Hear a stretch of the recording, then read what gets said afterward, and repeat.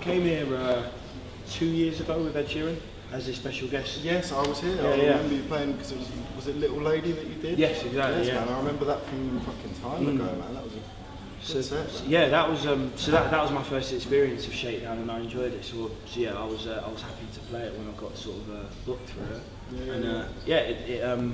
It exceeded expectations, if anything. Because I'm still an emerging artist. That's the thing. And I've played a few festivals this season where I've been like, it's been an embarrassing number, if you get what I'm saying. Do you know what I mean? Like, you know, Rock Ness, that was probably the one where I had the biggest sort of a rude awakening, if you like. But then after that, it peaked, and you know, Festival, for instance, I don't know how many thousands of people I managed to get into that tent at like 1:45 in the afternoon. So there have been, you know, there haven't been ups and downs. It's literally just got better as I've gone along. Do you know what I mean?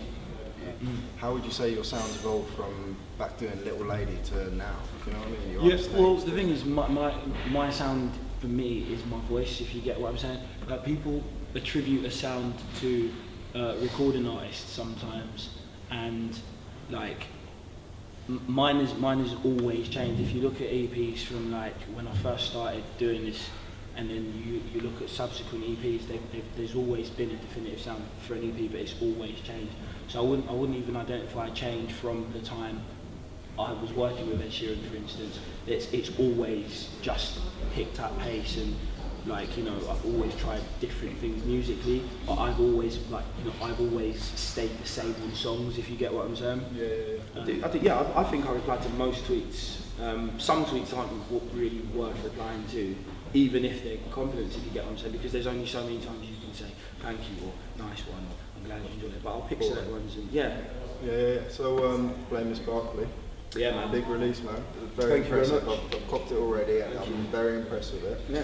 What have you got to remark about it? I mean, surely you're. I'm just relieved, bro. Like, I was talking to Jordan Stevens from Visual Kicks at a house party like 3 days ago, and he summed it up perfectly when he was like, no matter if you on your release date, if you don't sell a single copy, you know your album's out though. So 10 years later, someone might just discover it, just like floating around on iTunes from listening to something else, from Genius or whatever, exactly recommendations and that. So it really doesn't matter. And you know, you could be, you know, look at people like Rodriguez, for instance. Do you know what I mean? Like, stuff like that is very possible. So that's the best thing about releasing something. It's going to last for a long time. You make your mark. Do you know what I mean? Yeah, you've made your mark. You've left your legacy. Who is the ideal person you want to work with? I always say next 12 months. I know it sounds boring, but there has to be something. No. I always say this, and people always look at me in exactly the way you're going to look at me when I say it. But I really want to work with Annie Lennox for some reason.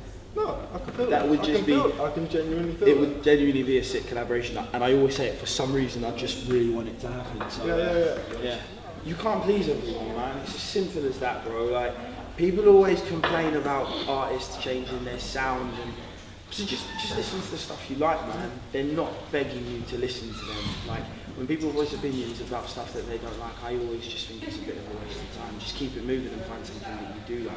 As long as the ratio of people that don't like it, the ratio of people that like it to the ratio of people that don't like it is greater, then fuck them, innit? Like. Or fuck everyone, really. Do you know what I mean? Yeah, to be honest, would you say you'd say being more viable to the wider range is more important than staying true to? I think being true. I think doing what you want to do is the most important thing. That's what I think. Sure. Don't change your music as long as you like it. Then yeah. Or if you want to change it, change. Change can be good. Like I don't see the point in staying stagnant. If you're just burning to explore another genre, do it. Like favourite topping for a pizza. Favourite topping for a pizza. No. Chinese chicken. And I think I'm going to be off the radar for a little bit, just while I, you know, drop this new EP, and then I release the next single of the album in February, and then go on tour in February as well. Basically, this is Soapbox. We're at Shakedown. This is Mikill Pane. You should know who he is already, but if you don't, check Blame Miss Barkley. That's out now. Cheers, man. No worries, brother.